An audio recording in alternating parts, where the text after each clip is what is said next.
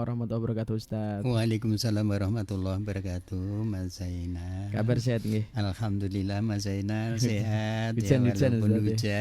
hujan semalam, satu hari satu malam penuh ya. Tapi namun alhamdulillah tadi setelah ibadah sholat Jumat mereda begitu, sehingga sore hari ini tidak terhalang oleh hujan begitu ya. Baik, Oleh Ustaz. karena itu kita syukuri aja begitu Mas Zainal. Nggih. Untuk itu perkenankan saya langsung memberi salam kepada pendengar kita begitu. Semoga, Ustaz. Ya, terima kasih. Assalamualaikum warahmatullahi wabarakatuh. Alhamdulillahirabbil alamin wassalatu wassalamu ala asrofil anbiya'i wal mursalin sayyidina maulana Muhammadin wa ala alihi wa ashabihi ajmain. Asyhadu an la ilaha illallah wahdahu la syarikalah wa asyhadu anna Muhammadan abduhu wa rasuluhu la nabiyya ba'da. Allahumma shalli wa sallim ala nabiyyina Muhammad wa ala ali Muhammad. Rabbi shrah li sadri wa yassir li amri wa hlul min lisani yafqahu qawli, amma ba'd.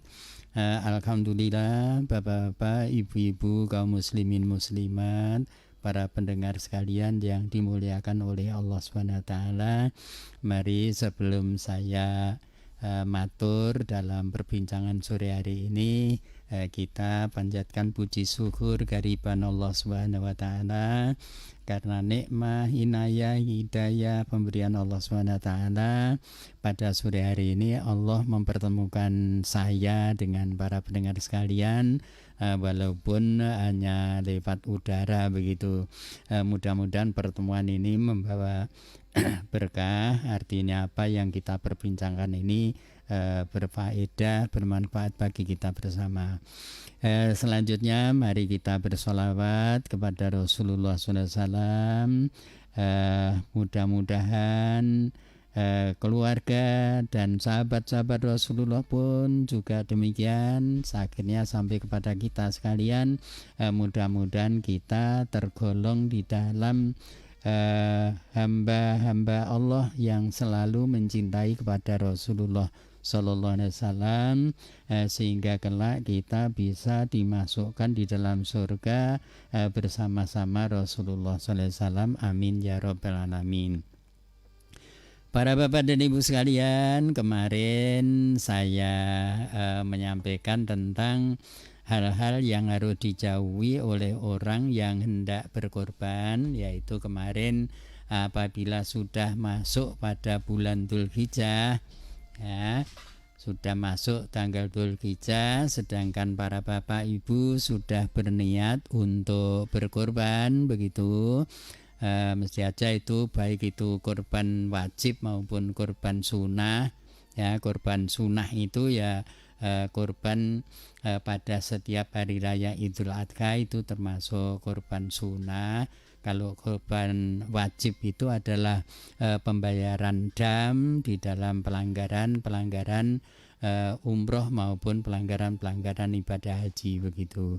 Maka itu akan menjadi wajib ya. Namun kalau pas hari raya Idul Adha itu hukumnya sunnah. Kemarin kenapa kok sunnah, kok tidak wajib? Nah, karena Rasulullah SAW setiap beliau itu berkorban sudah diniatkan bahwa umatku, ya, bahwa korbannya itu untuk diri Rasulullah, untuk keluarga beliau, dan juga untuk umat-umat yang tidak mampu begitu.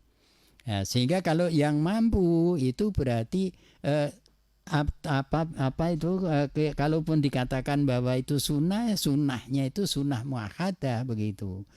Sampai-sampai kalau Rasulullah kan begini kemarin tuh, barang siapa yang mampu untuk berkorban kok tidak menyelenggarakan korban, maka latah musolana, jangan dekat-dekat kepada tempat sholat begitu. Sehingga di sini penekanannya wajib.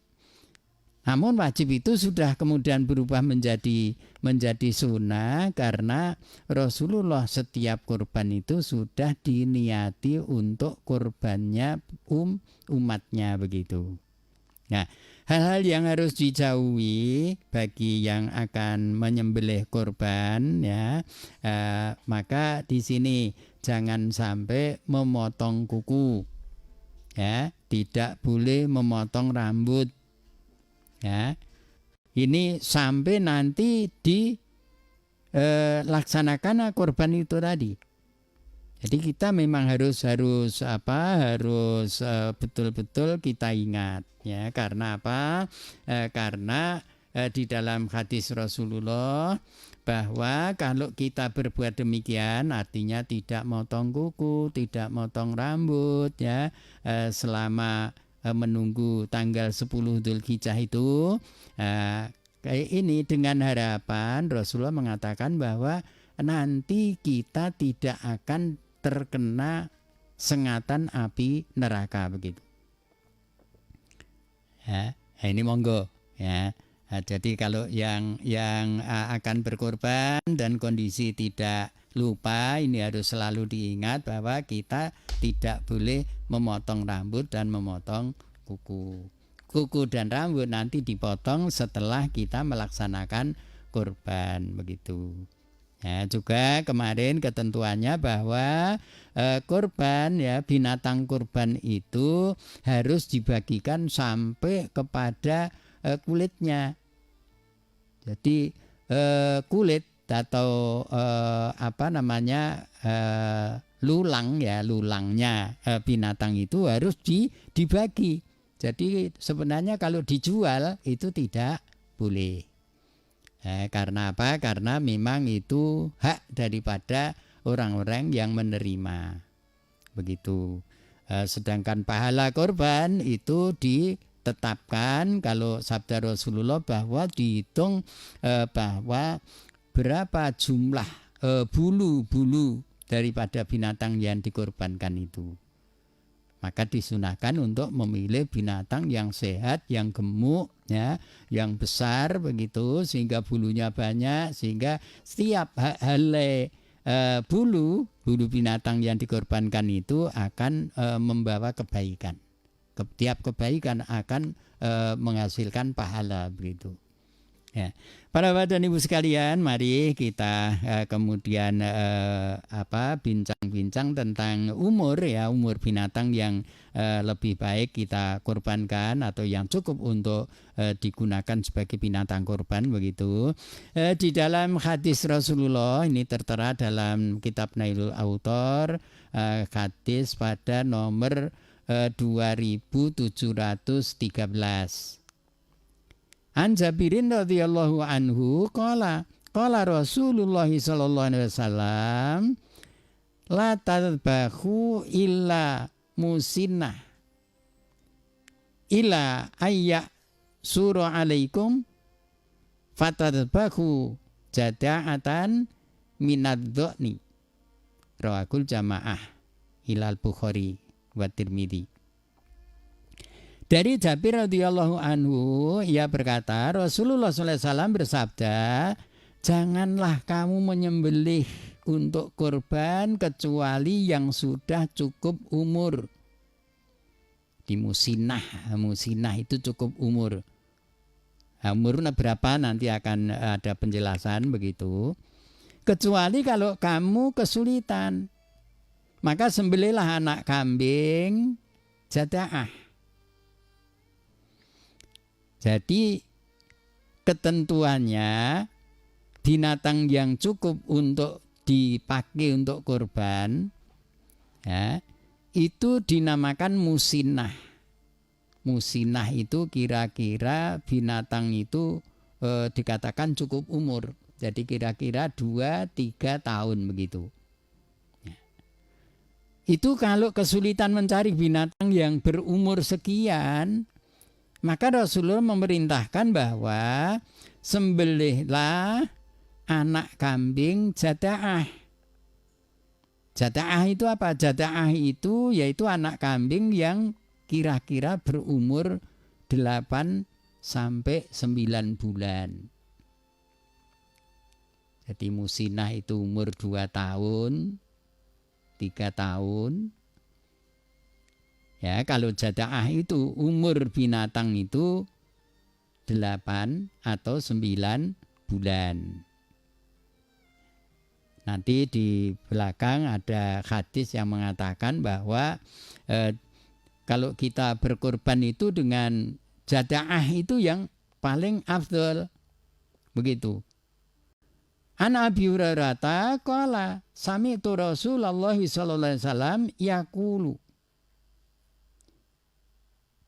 nikma au nikmat al-udhiyatul jada'u minadh-dhani rawahu Ahmad wa Tirmidzi. Dan dari Abi Hurairah radhiyallahu anhu ia berkata, aku mendengar Rasulullah SAW bersabda, sebaik-baiknya binatang untuk kurban ialah kambing jada'ah. Nah ini. Jadi lebih utama kalau kita menggunakan kambing yang umurnya kira-kira 9 bulan. Kenapa kok pakai itu? Karena mungkin tulang belulangnya, dagingnya masih empuk. Jadi enak. Ya, bisa dinikmati oleh semua lapisan. Begitu. Tapi kalau sudah tua, mungkin itu dagingnya alot dan lain sebagainya. Ya, apalagi kalau tulangnya ya, balungnya wis atos banget ya, begitu, sumsumnya sudah habis ya. Jadi itu. Maka ya, di sini dikatakan bahwa oleh Rasulullah nikmat al-udhiyatul jada'u minadh-dhani. Bahwa sebaik-baik binatang untuk kurban. Ya, di sini juga disebutkan bahwa udhiyah itu penyembelihan biasa, itu. Nah, ini binatang yang jada'ah. Nah, di depan tadi jada'ah itu adalah anak kambing yang umurnya 9 bulan begitu. Kemudian yang kedua, ada juga hadis Rasulullah mengatakan bahwa wa anil Bara ibni Azibin qala dokha khalun li yuqalu lahu Abu Burida qabla salah faqala lahu Rasulullah sallallahu alaihi wasallam satuka satul lakhmin faqala ya Rasulullah inna indi dajinan jada'atan minal maksi. Qala idbahha wala tasluhu li ghairika. Summa qala man dabaha qabla sholati fa innama yadbahu li nafsihi wa man dabaha ba'da sholati faqad tama nusukuhu wa asoba sunnatal muslimin muttafaq alaih. Dan dari Bara bin Azib ia berkata, pamanku dari ibu namanya Abu Burdah menyembelih kurban sebelum sholat Idul Adha.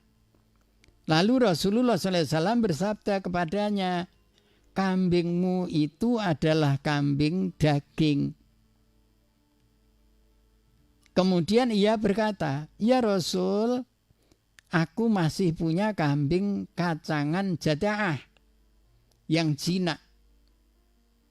Maka sabda Nabi, sembelihlah dia dan dia itu tidak patut untuk sembelih kurban sebelum sholat Id. Maka dia hanya menyembelih untuk dirinya sendiri. Dan barang siapa menyembelih sesudah sholat, maka berarti telah sempurna kurbannya dan cocok dengan sunnah kaum muslimin semua.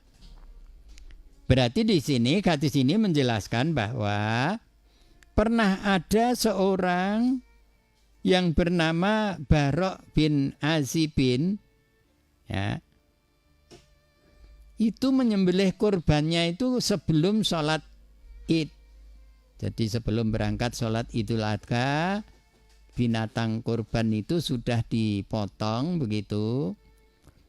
Nah, kemudian bercerita kepada Rasulullah. Maka Rasulullah menjawabnya bahwa kalau binatang kurban yang dipotong sebelum pergi ke sholat Id itu penyembelian biasa. Di situ dikatakan bahwa itu adalah kambing daging. Ya, artinya termasuk itu tadi udhiyah tadi, penyembelian biasa bukan kurban begitu. Ya. Namun yang baik itu adalah apabila binatang kurban itu dipotong setelah selesai mengerjakan sholat Idul Adha. Itu dikatakan di sana bahwa fakot tamanusukuhu wa asoba sunatal muslimin begitu. Barang siapa yang menyembelih sesudah sholat Idul Adha, maka berarti telah sempurna kurbannya dan cocok dengan sunnah kaum muslimin. Berarti para bapak ibu sekalian, mudah-mudahan tidak ada yang seperti di zaman Rasulullah itu orang berkorban dipotong ketika akan berangkat ke tempat sholat Idul Adha. Namun dilaksanakan setelah sholat Idul Adha baru kurban itu dipotong begitu. Itu yang lebih afdol begitu. Ada pula hadis Rasulullah, barangkali ini juga masih senada. Wa anu ummi Bilalin binti Hilalin an abiha anna Rasulullah sallallahu alaihi wasallam qala ya juzul jada'u minadh-dhani dhokhiyatan, rawahu Ahmad wa Ibnu Majah.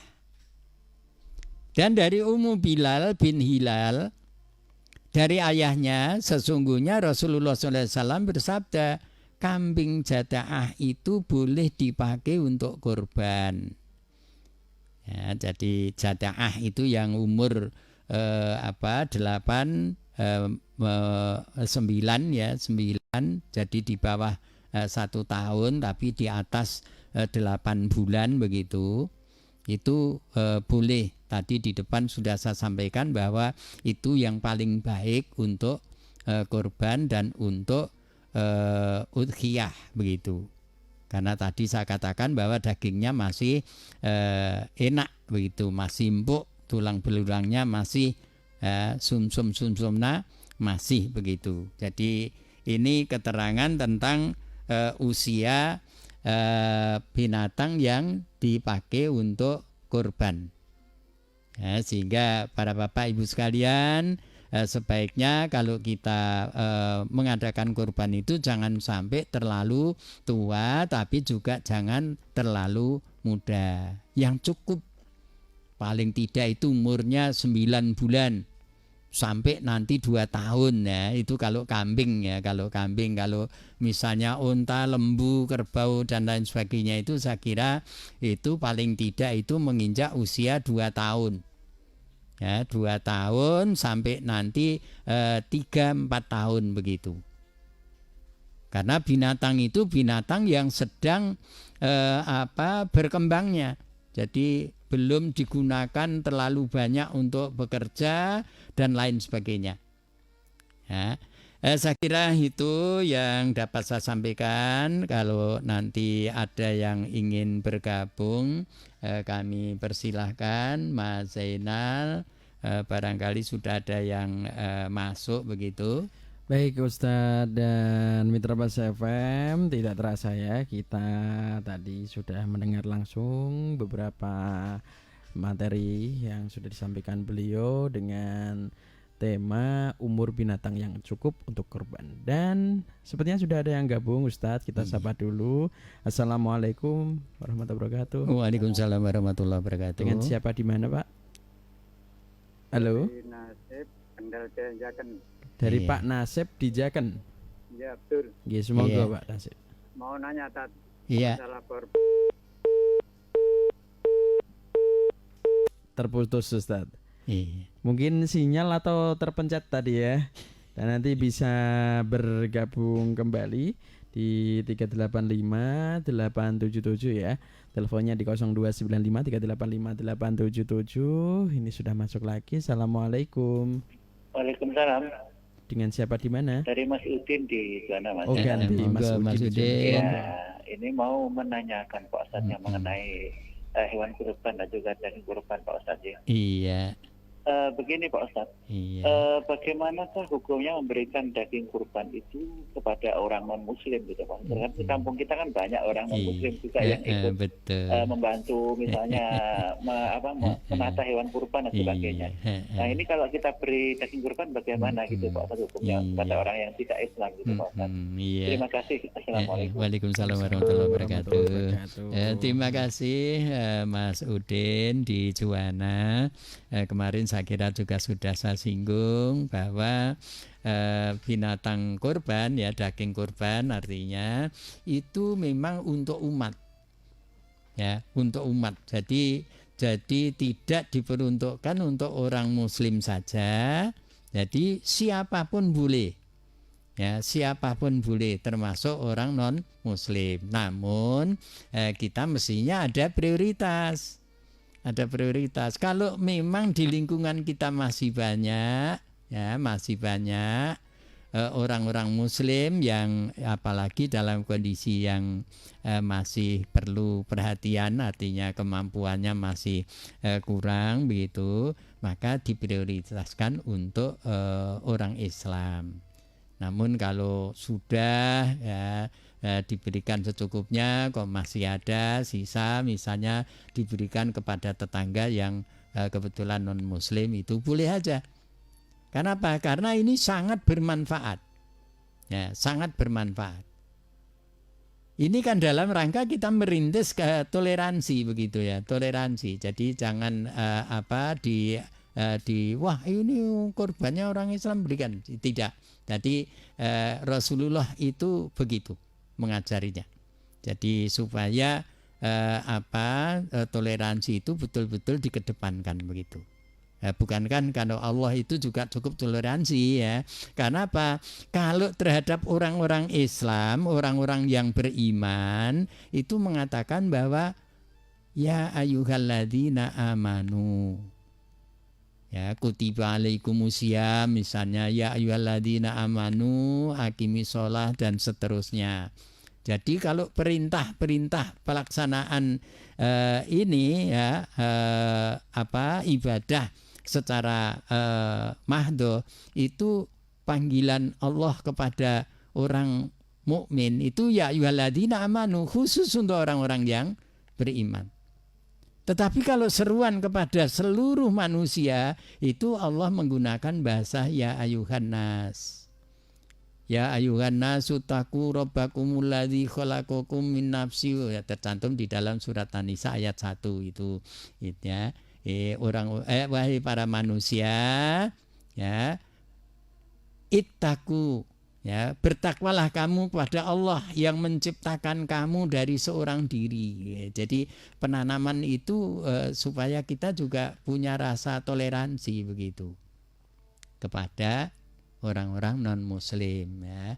Apalagi kalau kita sesama Muslim itu lebih lagi harus satu ya, karena antara orang Islam satu dengan yang lainnya itu digambarkan oleh Rasulullah bagaikan tubuh, sebatang tubuh yang anggota badannya saling tolong menolong. Apabila terkena sakit maka seluruh tubuhnya akan ikut merasakan sakit juga, dari panas dan dari perasaan sengsara begitu. Jadi kalau yang terkena itu perutnya, kenapa yang disuntik itu bagian lengan, kadang yang disuntik bagian pantat, ini kan karena apa? Ukhuwah badaniyah ya. Jadi anggota badan ini saling terkait begitu. Nah ini diharapkan oleh Rasulullah itu begitu. Makanya pemberian daging binatang kurban itu boleh diberikan kepada non muslim setelah lingkungan kaum muslimin sendiri itu sudah diperhatikan begitu. Begitu Mas Udin, mudah-mudahan bisa mengerti begitu, dan terima kasih bergabungnya pada sore hari ini begitu.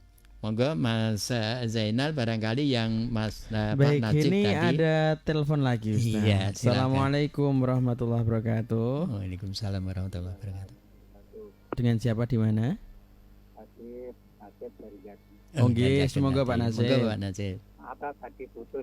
Iya. Mau nanya masalah korban. Iya. Seharusnya korban kan di masjid atau di musola. Nah, ini mau Putus lagi. Kemungkinan sinyalnya. Tadi baru singkat ya, korban kan, saja, Pak. Korban kan di masjid atau di musola. Tadi baru sempat itu. Tapi ini kita menjawab yang sudah masuk. Ini Assalamualaikum warahmatullahi wabarakatuh. Waalaikumsalam warahmatullahi wabarakatuh. Mau bertanya tentang kurban. Umurnya cukup tapi belum poel. Bagaimana hukumnya Pak Yai?